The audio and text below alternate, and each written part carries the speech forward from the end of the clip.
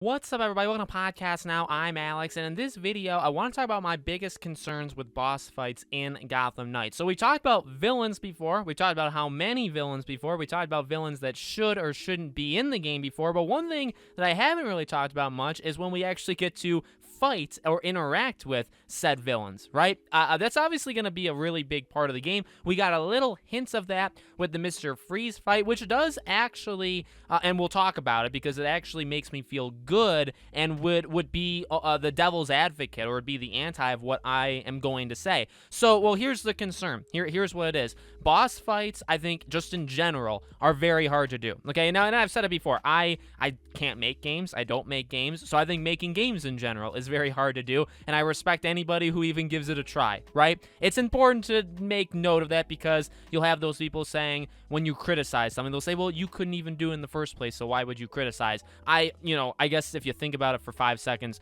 you can move on past that point. But for boss fights are difficult. I would say superhero boss fights are even more tough. For whatever reason, to be honest with you, it's a thing that has been done, solid, like here and there, but I don't think it's ever consistently been done like super amazing. Like Arkham Asylum is my favorite of the Arkham games, but really the boss fights there are, I would say, downright just not good. The Scarecrow stuff is engaging and different, okay? I'm not saying they're not like engrossing, but in terms of what you're actually doing, in terms of like the villain puts up a fight and you put up a fight and you're fighting each other, like it's not really there. Even like the Joker thing at the very end I thought was pretty not good, okay? In terms of the mechanics. So that is what I would say with Gotham Knights. It's not even necessarily a Gotham Knights problem. It's an every game problem, or it's an every superhero game problem, where I'm concerned about the actual final showdown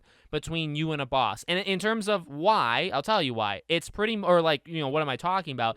In terms of like they do the same moves over and over, or it feels too easy to beat them, that's kind of the area that I'm talking about here, okay? Now, I'd like to bring in our friend Gotham Knights, the game itself, because I haven't really talked about it much because I feel okay about it for right now. And the only thing that we've seen about the game is reassuring. That's probably the word. That's the word I should have used in the beginning of this video, right? I know not everybody's a fan of the fighting. Trust me, I get it. Of course, everybody's going to compare it to the free flow combat stuff, right? Whether it's better or worse, or can it be just as good, right? That's going to be, and it already has been, a discussion. So I get it if you're not a fan, right?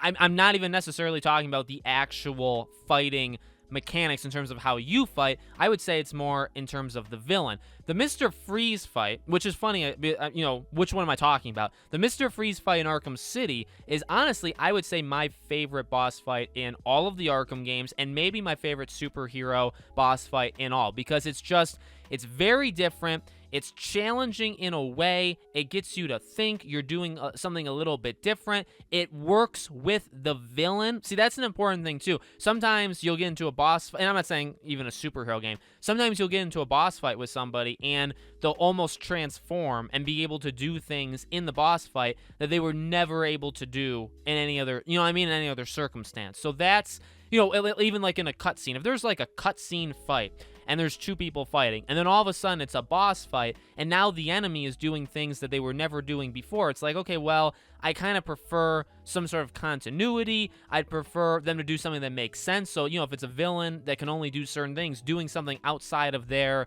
wheelhouse doesn't make much sense to me, okay? So those are all things I am concerned about. Now, again, Mr. Freeze and Gotham Knights does make me feel good because, well, A, that's not even the final boss fight. They made it very clear in the beginning of the gameplay that you are a little bit more than halfway through his quest arc. Now, well, maybe it is the last fight with him, and then the second half of his quest line has nothing to do with fighting him, right? Maybe you never fight him again. So I would say this works either way. If this is the only time you face him, or if this is part one of a 2-part boss fight and you fight him again in like an hour or two after you do another couple missions for him, I like what they did with him because he seems pretty capable. He's doing things that, again, make sense with what his character can do, okay? It really, it works. I would say it works. I would say, however, if you want to go further into concerns, because of the way that this game is built, okay, seemingly one-dimensional, and don't take that the wrong way. But what I mean is, like, for Arkham, okay, you could have a boss fight like him, like Mr. Freeze in Arkham City. You could have a boss fight like Scarecrow, where the goal is literally hiding and then moving. Again, while it's not necessarily the best in terms of like, oh, they're not all that strong because you're doing very, very little to defeat them. That's true. However, I would say it's almost offset by they're clever, they're different, they're unique from each other, they're unique to themselves, right? I like all that. But you could also have you could have Poison Ivy, where you have to, and I'm talking about like Arkham Asylum, where you have to throw projectiles at her, kind of like arm things to get her to come down, to then do like the sticky gel to then explode. Like, that's, again, is that how Poison Ivy would fight if it was like in a movie versus Batman? No, that would be very stupid, but it's very clever. You're using a couple different gadgets at the same time. It's making you think a little bit. I mean, overall, it's pretty solid, okay? But you could also have beat 'em up like styles, right? Like Joker at the end of the game. While maybe not necessarily how people wanted the game to end, you can have just your basic core fighting mechanics. You could use those.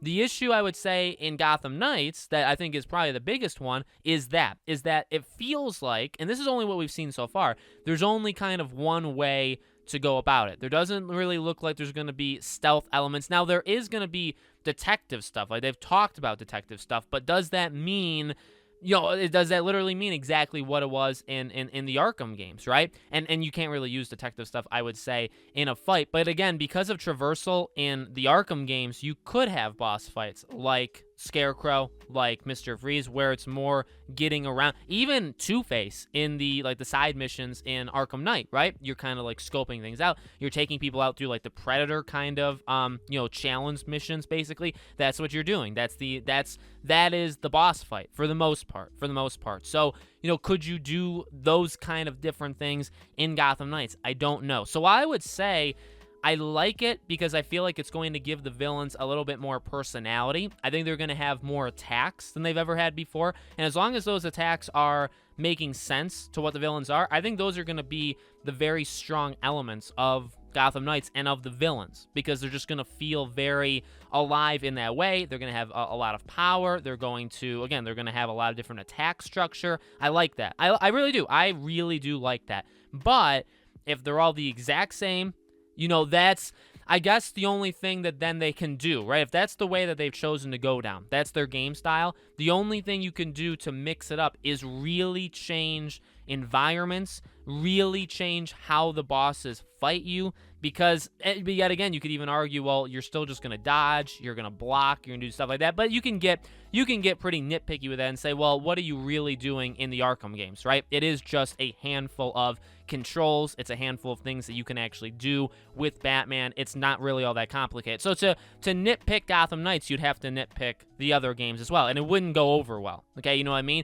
But I would say that would be my biggest concern, is kind of a lack of diversity, basically, in how you're going to tackle them. Even though there are strengths, I would say, in Gotham Knights that I think I can isolate immediately that we did not see in the Arkham games, there could be some weaknesses. There could be. And again, I think the only way you fix those is by really having the villains have very different, like, attack structure and just very different attacks in general. Like, they literally use different things on you. Maybe some are a little bit more physical, like they want to get up close to you. Maybe some are back a little further, things like that. So, different kind of video, hopefully not all that confusing, just something I thought, I would throw my hat in. Let me know what you guys think in the comments below. Is there any concerns with you guys on the boss fights, on fighting in general, maybe? Is there any concerns with fighting in Gotham Knights? Let me know.